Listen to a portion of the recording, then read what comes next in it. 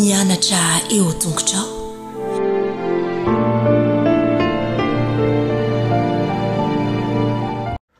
Fahalmerabantsika tsirairay avindray tonga eto amin'ny famitinana lesona fahaefatra lesona izay nianarantsika nahitran'iny herinandro iny.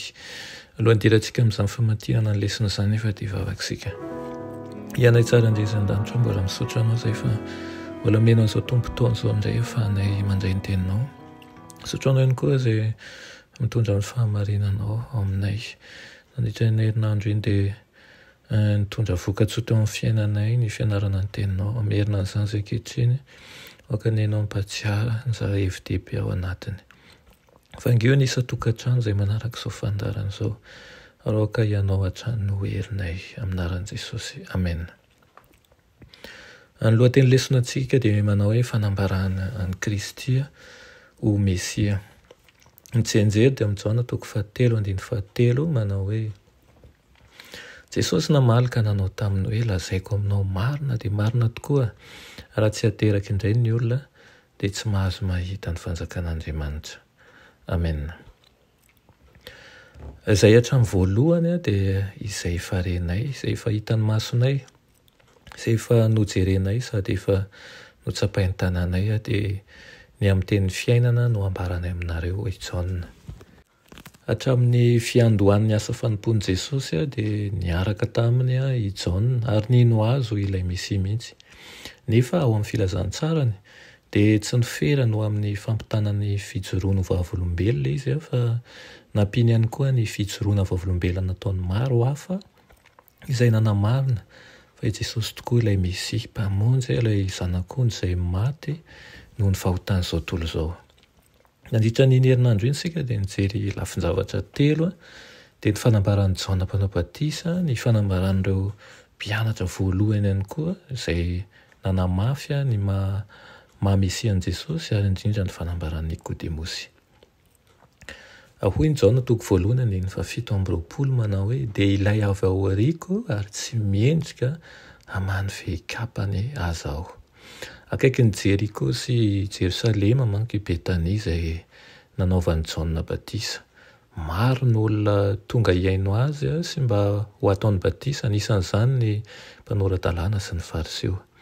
Nanaitra ny Sinedriona ny tatitra nataon'ireo mpitondra fivavahana ka naniraka solotena anontany an'i Jaona izy mba hilaza aminy raha izy ny tena Mesia, ilay Kristy.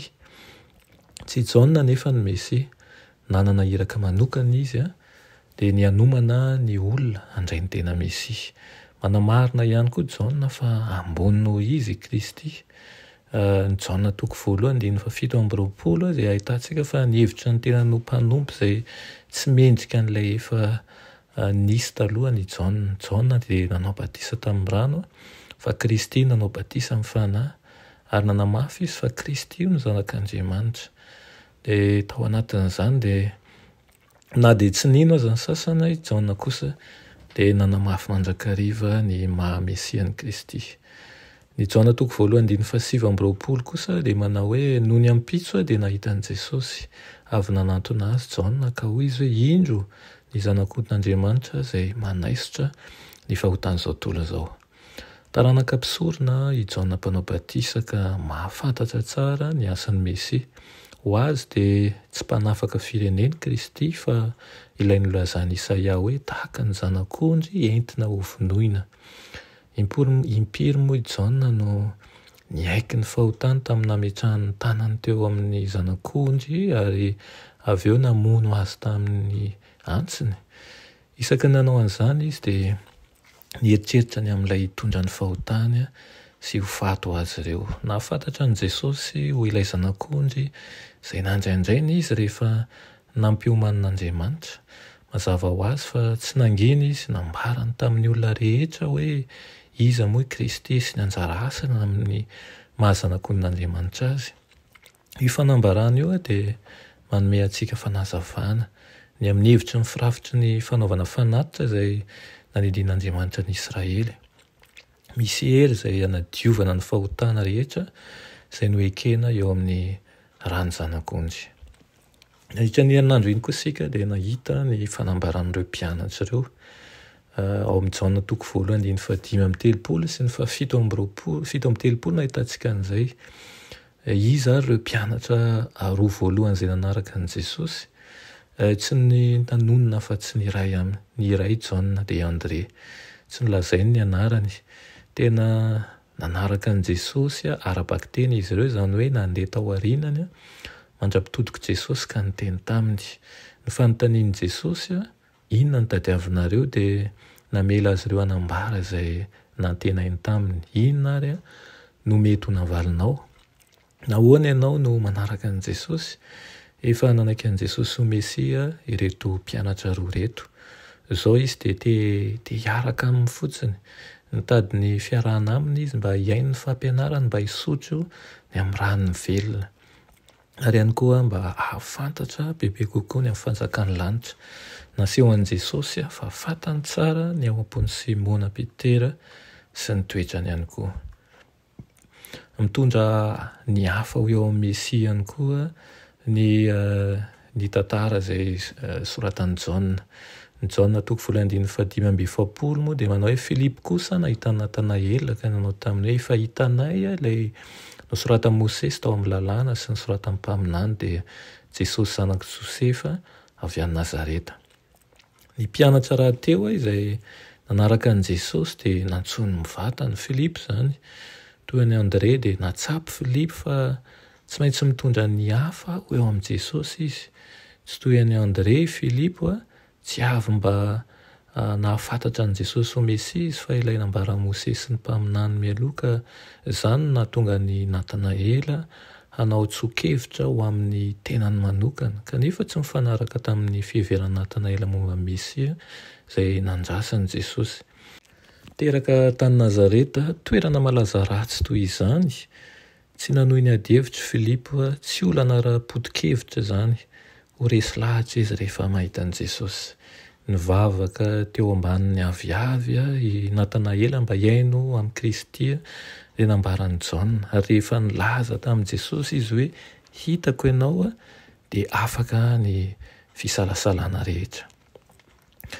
Ny Jaona toko 7:7 ihany koa dia manao hoe fa Andriamanitra tsy naneraka ny zanaka ho amin'izao tontolo izao hanameloka an'izao tontolo izao, fa mba hamonjeny an'izao tontolo izao. Dia tsy izy izany fa ny tantaran'i Nikodemosy no nianarantsika nandritra an'izany. Talanjona tamin'ny fahagagana nataon'i Jesosy manko Nikodemosy, izay fariseo sady anisan'ny Senediona. Resy lahatra izy fa Jesosy dia mpaminany lehibe ny ran'Andriamanitra, fa tsy ilay Mesia. Nampifanatrehani Jesosy hiatrika mivantana amin'ny filany lehibe indrindra izy, dia ny fiovam-po. Na dia niezaka niala olana aza i Nikodemosy dia nandray ny fampianarana ambony indrindra momba ny asa izay nandrana azy amin'ny maha-Mesia azy, ary nandre ny teny faran'izay tsara indrindra hatramin'izay izy. Nahazo fananarana kely koa izy izay tian'i Jesosy hanokatra ny sainy ho amin'ny fahamarinana. Miandalana no nahitany Nikodemosy ny Mesia, mandra-panikena azy ampahibe maso teo am-poditry ny hazo fijaliana. Ety am-pamaranana dia ety lahatsoratra Madame White ao amin'ny boky ilay manao hoe ilay fitiavana mandresy, pejy 2:30 no maranantsika azy, manao hoe raha ny fahefan'olombelona no itokisana hitaridalana azy dia tsy hisy ho tonga amin'ny fahalalana ny fahamarinana mitondra eo amin'ny famonjena. Tahaka ny Natanaela dia ilaintsika ny mandinika ny tenin'Andriamanitra ho an'ny tenantsika, ka hivavaka mba ho hazavain'ny fanahy masina.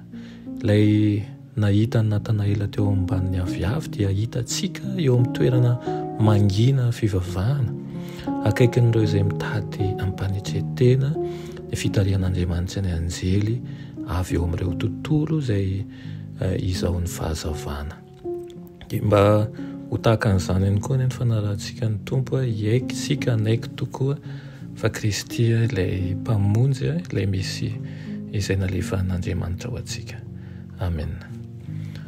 Riranay tsara indrizan-danitro, mbola misaotra anao izay amin'izany teninao izany, mangataka aminao izay mba ho resy lahatra ny fonay ka tsy arovanay sanandro, fa ianao tokoa dia efa tonga ho mpamonjy anay, angatahanay ny tsirairay avy mba hiasan'ny fanahinao masina ka hanavao ny fanoloran-tenany amin'ny fandraisana anao hatrany.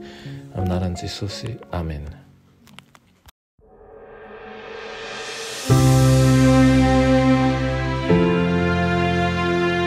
mianatra eo a-tongotry Jesosy isan'andro.